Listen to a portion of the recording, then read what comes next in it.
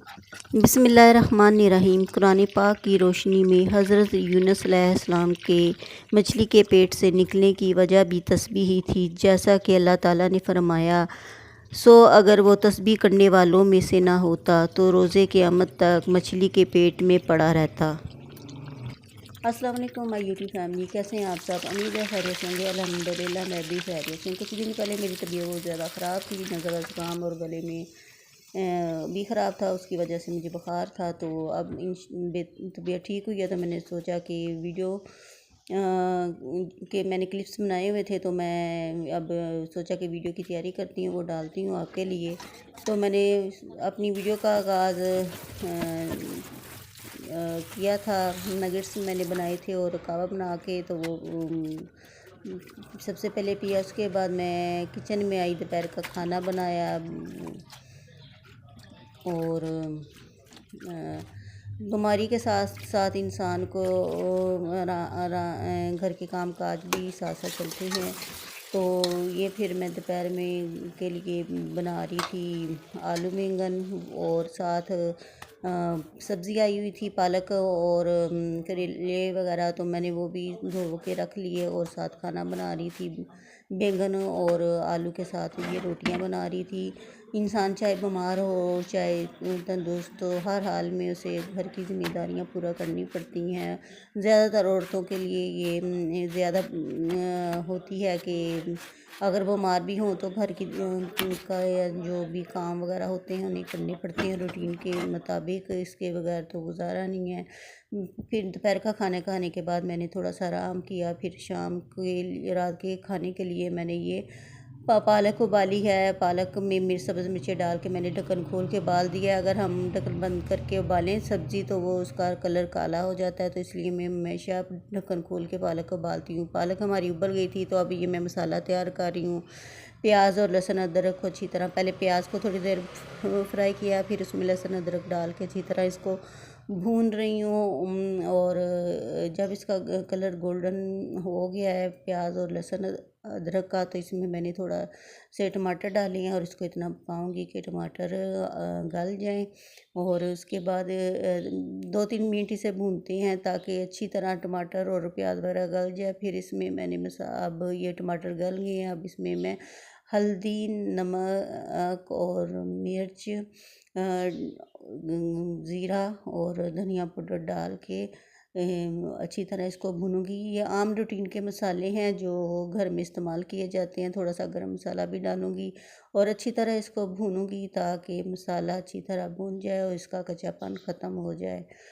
ہر گھر میں تقریباً اسی طرح ہی کھانا پکایا جاتا ہے۔ یہ سبزی بس تھوڑا سا خیال کرنا پڑتا ہے کہ مسالہ کچا نہ رہ جائے، اس کی بس، اور اس کا کوئی اتنی خاص ٹرک نہیں ہے۔ اس میں پانی ڈالا ہے تھوڑی دیر، اور تاکہ مسالہ میرا بھون جائے۔ جب تک مسالہ بھونتا ہے اتنی دیر تک یہ جو میں نے پالک ابالی تھی اس کو میں چاپر میں اسی ڈال کے بلینڈ کر لیا ہے، جس پانی میں میں نے اسے ابالا تھا، تاکہ اس میں مزید پانی نہیں ڈالیں گے۔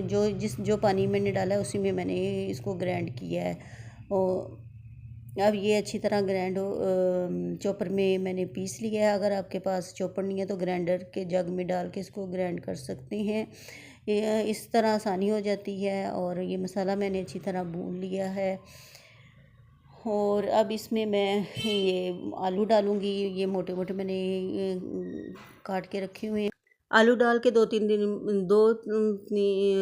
منٹ میں بھونوں گی۔ طبیعت میری بہت زیادہ خراب تھی، اس لیے میں زیادہ ویڈیو نہیں بنا سکی، تو جو میرے پاس پہلے کے میں نے تیار کیے ہوئے تھے میں نے کہا چلیں یہی ڈال لیتی ہوں۔ اب یہ آلوؤں کو اچھی طرح میں نے بھون کے یہ چوپ کی گرینڈ کی پالک ڈالی ہے، اور تھوڑا سا پانی ڈال کے اس کو میں اتنا پکاؤں گی کہ آلو ہمارے گل جائیں، اور اس کی پھر میں اچھی طرح اس کو اچھی طرح بھونوں گی،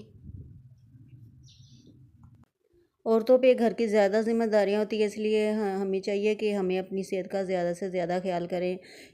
اگر ہم صحت مند رہیں گے تو ہم گھر اور گھر والوں کو اچھی طرح ان کے کام اور ان کی ضروریات پوری کر سکتے ہیں، اس لیے اپنی صحت کا اچھی طرح خیال رکھنا چاہیے۔ اور اب یہ میں بگھار لگا رہی ہوں، اس میں میں نے مکھن اور آئل ڈال کے اس میں لہسن ادرک کا پیسٹ ڈالوں گی، ادرک چوپ کیا ہوا لہسن ادرک ڈالوں گی، پیسٹ نہیں ہے۔ مکھن کے ساتھ تڑکے کا ذائقہ بہت اچھا آتا ہے، آپ اسے ضرور ٹرائی کیجیے گا۔ اس میں پھر کٹی مرچ زیرہ وغیرہ ڈال کے اس کو میں اس کے اوپر بگھار لگا لوں گی، تو یہ میری مزیدار پالک کو میں نے اتنا پکاؤں گی کہ اس کا اچھی طرح پانی خشک ہو جائے، اور پھر اس کا ذائقہ اچھا بنتا ہے۔ اگر پالک میں تھوڑا سا بھی پانی رہ جائے تو اس کا ذائقہ اچھا نہیں بنتا ہے، کوشش کرنی چاہیے کہ اس کا پانی اچھی طرح خشک ہو جائے۔ دیکھیں یہ دیکھنے میں جتنی دیکھنے میں اچھی لگ رہی ہے، کھانے میں بھی وہ یہ بہت مزے کی تھی۔ تو اس میں نے لہسن ادرک کا مکھن کے ساتھ بگھار لگا لوں گی، تو یہ میرا رات کا کھانا تیار ہو گیا ہے۔ تو انسان کو ہر وقت اپنے آپ کو ایکٹیو رکھنا چاہیے۔ اگر ہم سوچیں کہ ہم بیمار ہیں تو پھر وہ جو بیماری ہے ہم پہ زیادہ سوار ہو جاتی ہے، اور پھر ہم کچھ نہیں کر سکتے، بس ایسے بستر پہ پڑے رہتے ہیں۔ میں کوشش کرتی ہوں چاہے بیمار بھی ہوں تو اٹھ کے گھر کے کام وغیرہ دیکھوں، اس طرح پھر میں ٹھیک رہتی ہوں۔ اسی طرح انسان کو کرنا چاہیے، اگر بستر پہ پڑے رہیں تو پھر انسان زیادہ بیمار ہو جاتا ہے۔ کھانا پکاتے پکاتے رات ہو گئی تھی۔ تو اگر آپ کو میری یہ ویڈیو پسند آئے تو لائک کیجیے گا، شیئر کیجیے گا اور سبسکرائب کیجیے گا۔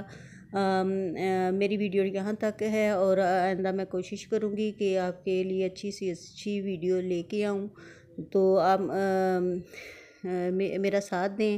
اور یہ دیکھیں رات کے 7 بج گئے ہیں، اب میں آپ سے اجازت چاہتی ہوں، ملتی ہوں نئی ولاگ کے ساتھ اور